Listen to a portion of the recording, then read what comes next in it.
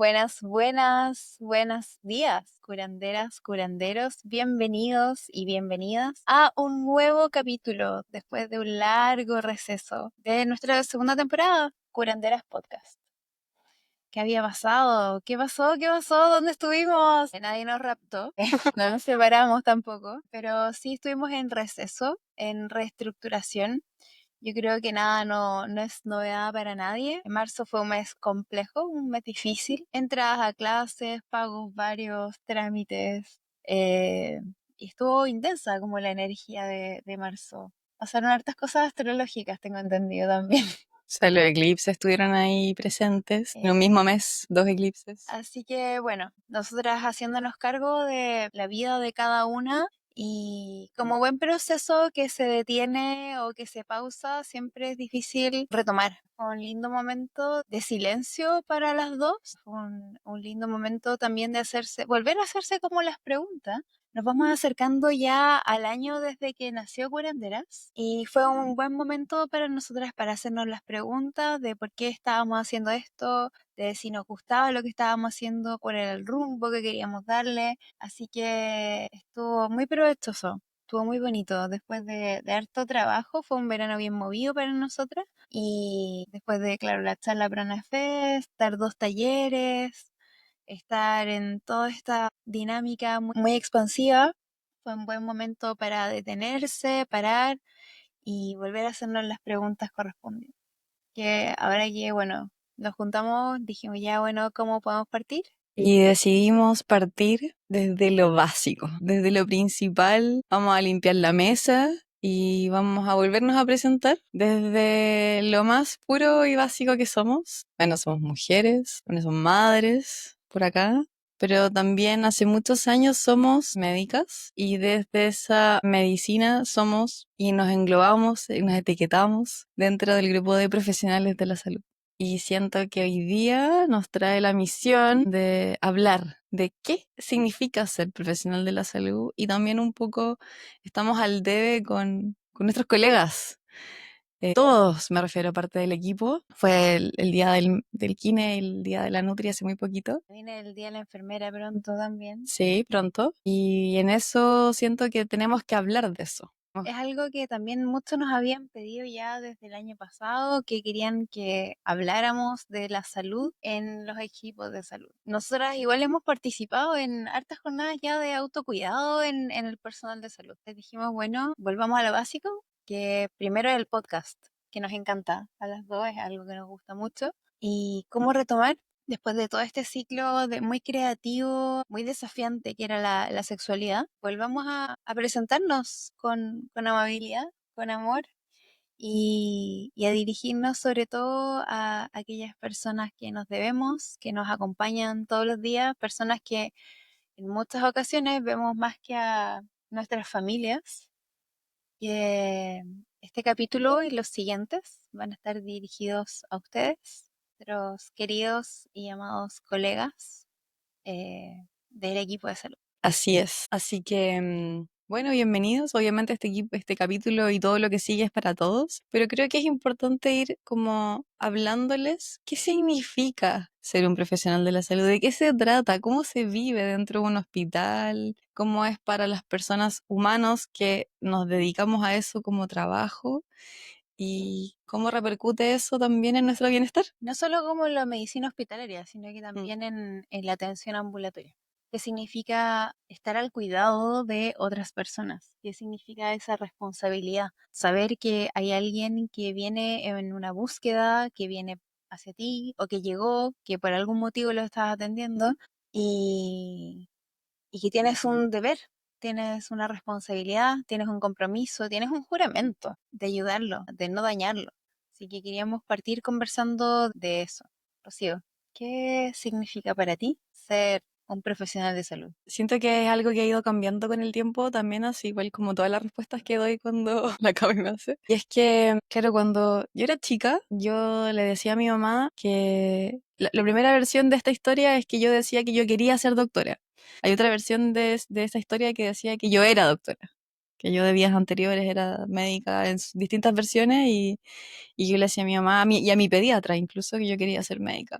Y en esto como de ayudar, o esto como una tarea de los niños que hacen más como de TENS y como de enfermería, ¿cierto? Como que cuando uno es chico y le gusta esto, quiere ayudar en la curación. Mi papá siempre se accidentaba porque es basquetbolista y siempre estaba operado de algo, que la curación de la rodilla, que esto, y ahí como que parte como esto del cuidado, uno cuida animalitos, que el pajarito, que no sé qué.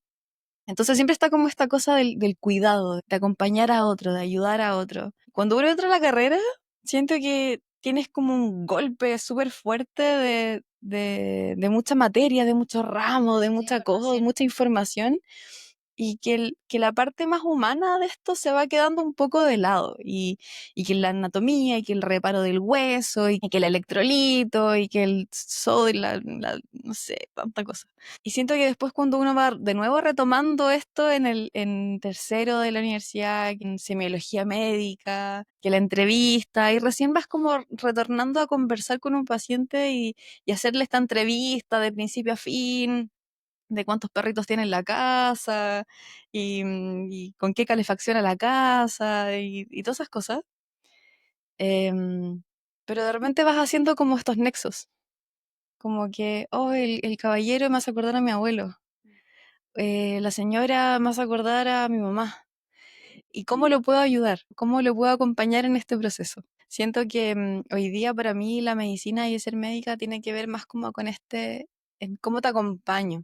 Y en todas sus versiones, porque desde lo ambulatorio puede ser de una manera, desde una conversación puede ser otra, en los hospitales las necesidades son diferentes, pero no dejan de ser personas, entonces igual estás acompañando un proceso vital muy importante, y porque las personas cuando se hospitalizan no se olvidan de la hospitalización, son como hitos que quedan muy marcados en su mente, en su cuerpo, incluso con cicatrices de cirugías, y ese acompañamiento siento que hoy día es lo que caracteriza el ser profesional de salud en general. Yo lo vivo así, para mí, más siento que todos los que estamos ahí, de cada una de nuestras veredas, estamos en este proceso de cuidar, de acompañar, de escuchar, a que tú te sientas mejor, a que tú vuelvas a tu salud, y de alguna manera hacerte un poquitito más liviano esto que estás viviendo. ¿Y tú? Para mí, ser profesional de la salud, la verdad es que es una constante dicotomía. Siendo bien honesta, es complejo porque efectivamente, al igual que la Rocío, yo también tuve un camino muy romántico de llegada a la medicina. Mi papá es médico y nada, pues era de esos médicos que yo lo acompañé a hacer domicilios. Y desde muy chica lo acompañé también a pasar visitas. Entonces, estuve siempre muy vinculada al hospital, que es el mismo hospital donde trabajo. Entonces, muchas enfermeras me conocen desde que era muy chica, porque mi papá iba a pasar visita y yo me quedaba en la estación de enfermería haciendo dibujo. Y bueno, me pasa que ahora ya siendo médica y habiendo vivido también una pandemia y teniendo una historia de haber trabajado en urgencia y ahora en unidad de paciente crítico, es una dicotomía porque uno está ahí, te pagan para cuidar, para sanar, para salvar, que son puras palabras distintas pero que confluyen, pero uno ve en el equipo de salud y yo lo veo en mí misma y en mis amigos y en mis colegas, lo poco que nos cuidamos a nosotros mismos. Es súper difícil trabajar en salud porque se te exige cuidar, sanar, pero el equipo de salud se cuida súper poco. O sea, podemos partir hablando de los turnos en los que, claro, uno elige, es necesario que haya gente que esté despierta y trabajando mientras en los días y las noches, por supuesto, pero el impacto que tiene eso en la salud de cada uno es tremendo. Nos alimentamos pésimo, no sé si hay real conciencia o no sé si hay real flexibilidad para uno poder alimentarse cuando tiene hambre. Muchas veces hay, obvio que hay situaciones que escapan y que son súper críticas y graves y uno tiene que atenderlas antes de sentarse a comer, pero también hay momentos y uno lo ve en el equipo que dice, pucha, me toca a mí ir a comer, así que me voy y cubre el otro. ¿Para qué hablar del tipo de comida? O sea, muchas veces uno no alcanza como a prepararse la comida, así que pide cualquier cosa. Y también está la parte más vincular que tampoco nos cuidamos mucho en relación a nuestros vínculos. Tenemos malos tratos porque hay mucho estrés sobre todo en la unidad de paciente crítico o en la urgencia, donde estás constantemente como intentando con todo tu ser salvar a alguien que muchas veces no sabes lo que tiene o que de repente se descompensa. Eso te hace entrar en modo alerta y con como tratando de dar en el ancho y ser líder de equipo. Y eso hace que claramente la amabilidad se te va un poco a veces a la espalda. El resto del equipo está igual de asustado, igual de asado, igual de en alerta que tú. Entonces no salen las mejores versiones.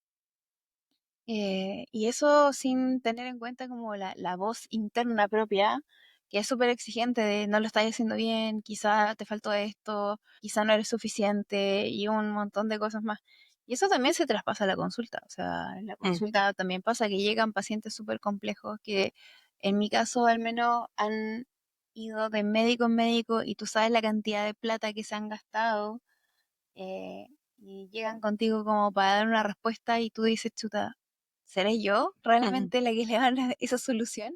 Entonces, es como ese barniz que les queríamos comentar, que claro, nuestra rutina parte con que llegamos al hospital, tenemos una entrega de turno que en nuestro caso son 24 pacientes, se toman decisiones, se revisa cada uno de esos 24 pacientes, se revisan los exámenes, se revisa cómo se comportó durante el turno. Hay un residente que estuvo de turno, entonces entrega qué es lo que pasó a todo el resto de las personas que estamos ahí. Y después de eso, claro, vamos tomando decisiones en equipo. Afortunadamente, el lugar donde trabajamos permite eso, permite tomar decisiones en equipo, trazar planes y posterior a eso, claro, cada uno se va a atender a sus pacientes, conversa con la enfermera, conversa con el TENS, conversa con el kinesiólogo, con el fonoaudiólogo, con el terapeuta Con ocupacional, las otras especialidades. con otras especialidades, con los interconsultores. Y después también conversas con el paciente y lo examinas y le preguntas cómo durmió, cómo pasó la noche, cómo se siente, si le duele algo.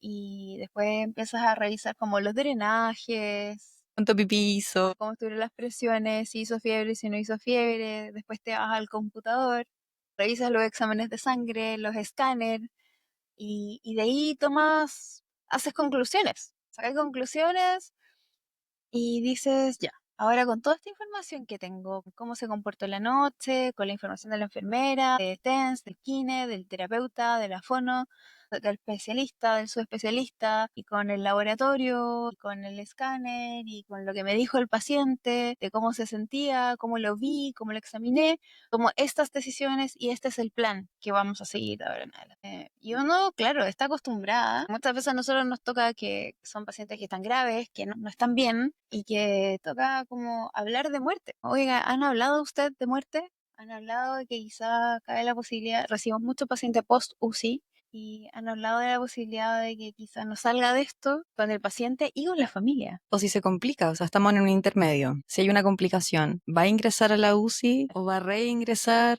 Eso significa de que puede quedar con una traqueostomía, puede quedar dependiente para ciertas actividades, puede morir. Esto se acerca o no a lo que el paciente deseaba. Y muchas veces esas conversaciones no están hechas o nadie se las plantea antes de hospitalizarse y termina siendo parte de nuestra labor como profesionales de la salud, de tener esas conversaciones difíciles. Y que muchas veces las familias también como que se enojan un poquito con nosotros por plantearlas sobre la mesa, pero son parte de las cosas que pasan y esa conversación en sí, esa incertidumbre genera estrés, genera angustia, ansiedad en el equipo.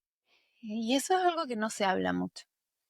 Eso es algo que no se habla mucho y por eso pasa bastante que existe una cantidad no menor de licencias médicas, ausentismo laboral, malos tratos, burnout, porque yo creo que gran parte del equipo lo tiene normalizado, pero esto afecta y cala hasta los huesos. Cuando uno tiene un paciente y siente que no lo hizo bien o tiene un paciente con el que se encariñó y nada, de repente se fue a las pailas todo y no se habla. En el intermedio nuestro particular tenemos pacientes hematológicos, entonces tenemos emergencias hematológicas como pacientes con leucemia que ingresan a hacerse una quimioterapia, que son importantes y muchas veces pasan semanas en la unidad a cargo del equipo de salud todos los días. y fallecen. Y el equipo los recuerda con nombre, apellido, amor, les compran coronas de flores a la familia y viven duelos también. Entonces, vivimos duelos también. Y muchas veces como, ya, listo, falleció, el papeleo que hay que hacer, por supuesto, asociado, pero después queda como esta sensación de vacío, de vivimos algo importante Y nada se detuvo. y nada se De detuvo hecho, para... pasa una hora y esa cama está usada de nuevo. En esa cama ya hay otro paciente. Entonces, queríamos como plantear en este espacio seguro que sabemos que hay harta gente del equipo de salud que nos escucha, cómo es vivir en las distintas profesiones del cuidado.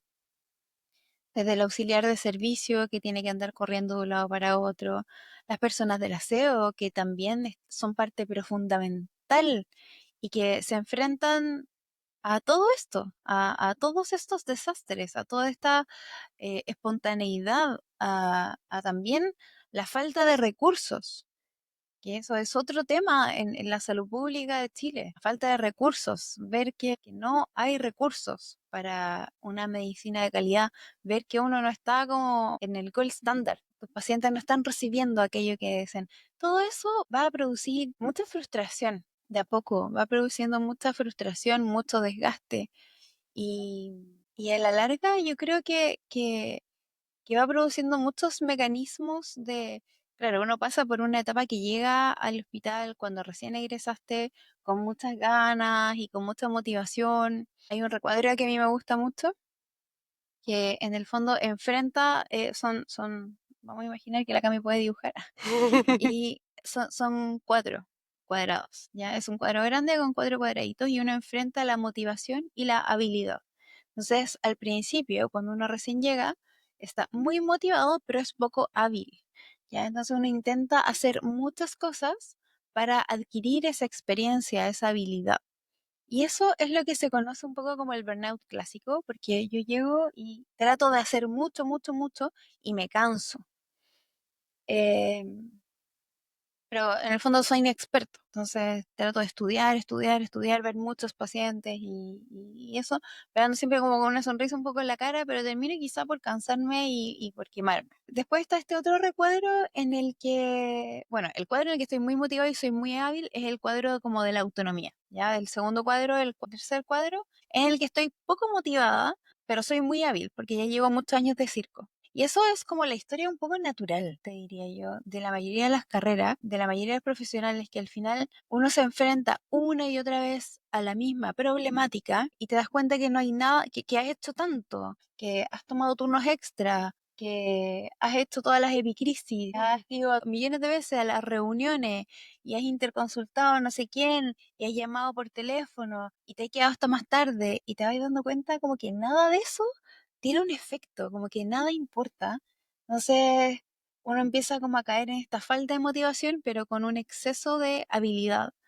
Y que ese es el recuadro del aburrimiento. Ahí la idea ojalá es como poder desde la PNI cambiar un poco tus labores, reformularlas, resignificarlas y darte cosas que de nuevo sean motivantes o desafiantes. Y por último está un recuadro que es bien triste y que yo creo que la mayoría de las personas, de los trabajadores en salud, sobre todo aquellos que trabajan o en sistema de turno o en contacto con pacientes muy críticos, o muy agudos, urgencias, las distintas unidades de paciente crítico, estamos, que es la sensación de esclavitud, que es que no hay ni mucha motivación o lo que nos pasó en pandemia, que no hay ni motivación ni mucha habilidad. La pandemia fue un momento muy rudo y yo creo que hasta el día de hoy seguimos viendo como las consecuencias de haber trabajado en ese régimen. Creo que es importante acá hacer un paré, ya que la Cami trajo la pandemia, poder hacernos conscientes y reconocer todo lo que la pandemia nos trajo como equipo de salud.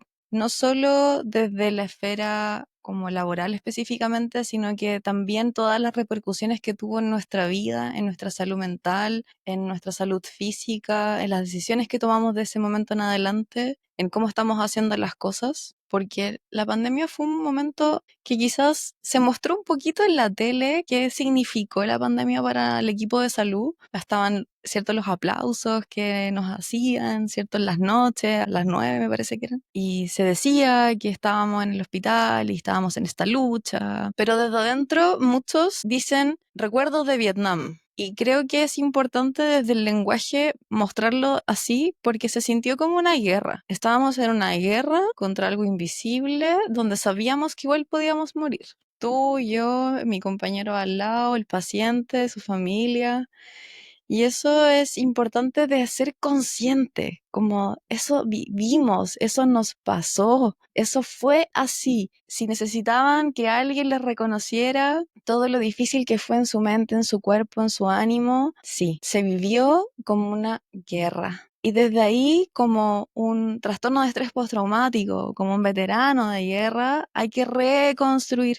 Hay que reconstruirnos nosotros como profesionales, reconstruir como volver a conectar con el por qué estamos haciendo lo que estamos haciendo. Nos tocó vivir la pérdida de los ritos. La gente no se podía despedir de sus familiares. La gente entraba al hospital en la urgencia y después salían en una bolsa sellada y no se podían velar, no se podían despedir. Los pacientes fallecían solos, solos sí o no acompañados por nosotros, hasta lo que nuestra propia emocionalidad y vulnerabilidad nos permitía, tanto los médicos como enfermeras y muchos también, recuerdo turnos, donde 4 de la mañana y las enfermeras así como, en verdad, no puedo más, no puedo más con un paciente que fallezca. Y habían 7 en proceso de fin de vida. Entonces, creo que es importante también. Los días lunes, ¿te acordáis los días lunes? Nosotros teníamos reuniones se juntaba toda la UPC. Todos los médicos de la UPC se juntaban junto con los broncos, los infectólogos. Creo que eso es algo lindo que pasó y que me da mucha pena que se haya perdido. Pero bueno, nos juntábamos todos los días lunes, que eran como los días más catastróficos, la verdad. Y los de intermedio presentábamos a los pacientes que se tenían que intubar. Y a veces habían 6, 7 en 24 camas. O sea, estábamos hablando de un tercio. Y 2 camas para UCI, o sea, y se podían intubar 2 nomás. Claro. Pero lo intubamos a todos. Y lo cual implica conversar con el paciente que ya llevaba X días de evolución, normalmente una semana más o menos, y decirle, ¿sabes qué? No está respondiendo. Y eso implica que te vamos a tener que intubar, y eso implica que vamos a tener que sedarte, y ponerte un tubo, y conectarte a un ventilador. Y te preguntaban, ¿y voy a salir de esto? Y tú decías, no lo sé. Y después venía la videollamada. Yo me acuerdo que hubo un tiempo que mi trabajo consistía en poner mi celular en una bolsa Ziploc y hacer videollamadas todo el día a pacientes que se estaban intubando y conectarlos con su familia. Todos los días era mi trabajo decirles que se van a intubar y hacer la videollamada con la familia. Esto es una llamada de despedida, ¿eh? Sí. Por si acaso. O sea, ese era. Contenerlos y contener a la familia también y desearles lo mejor. A mí en lo personal me pasa que yo durante ese tiempo además estaba puérpera. Yo tenía un hijo que había nacido recién.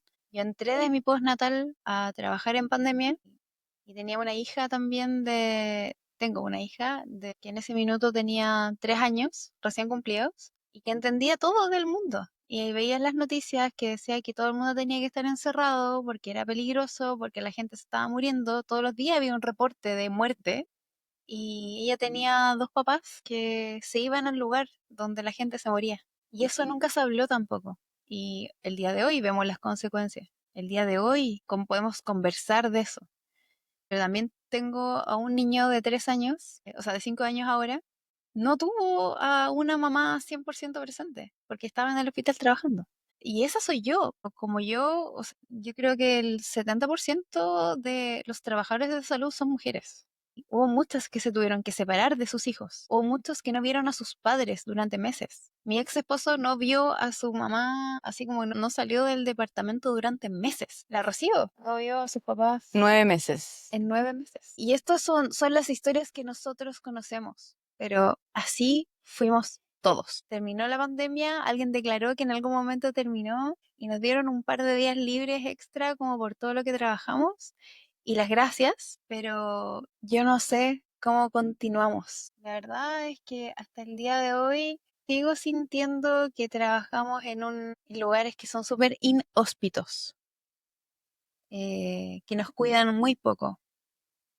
Eh, en que hay ausencia de seguridad, hay mucha exigencia, mucha demanda y que el marcador biométrico, que si es que llegas atrasado te descuentan, que si es que...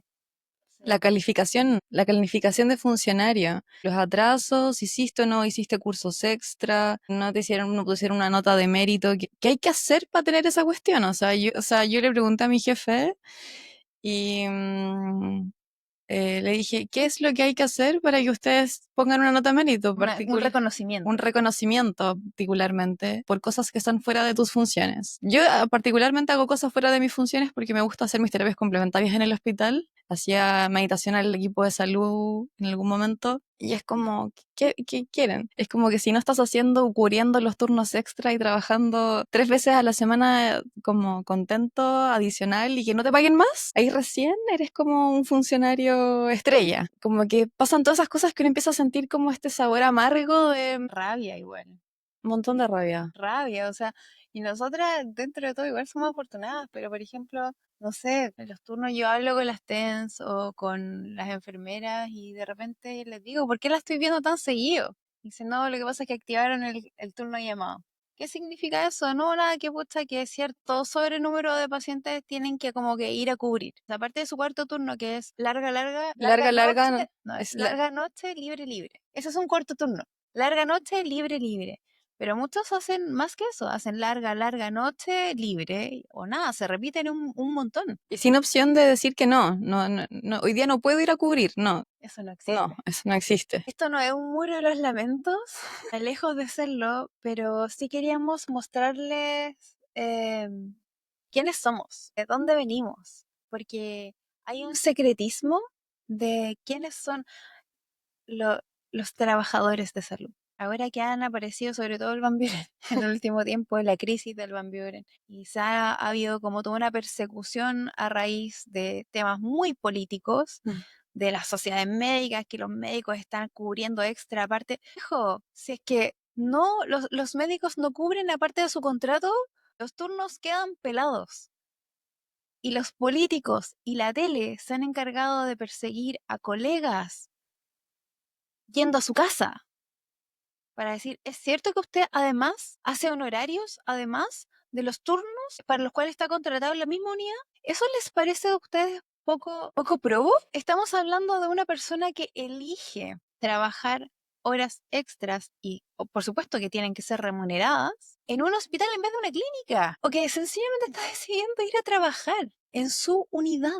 Y por eso las autoridades han hecho una cacería de brujas terrible, que a mí me parece vergonzosa. La licencia es médica, es lo mismo. El mundo tiene un problema de salud mental y de enfermedad en general. Parece básico que cuando estás enfermo puedas estar en tu casa mientras te recuperas. No estoy avalando todas las licencias médicas del mundo y que por supuesto también hay otra gente que no lo hace con esas intenciones, pero hay un montón de gente que sí. Entonces también, tanto al equipo de salud que está cansado, que tiene lumbago, que no descansa, que tuvo todos 50.500 juntos, que no come bien, que no duerme bien, que también tiene sus propios rollos en su casa y se enferma, oh sorpresas, enfermó un profesional de la salud que tiene todos los puntos para enfermarse y después lo castigamos porque tiene que pedir la licencia para eso. Entonces es como, ¿de dónde nosotros? Y creo que acá traemos este capítulo porque nosotras queremos acompañar y ayudar en esto.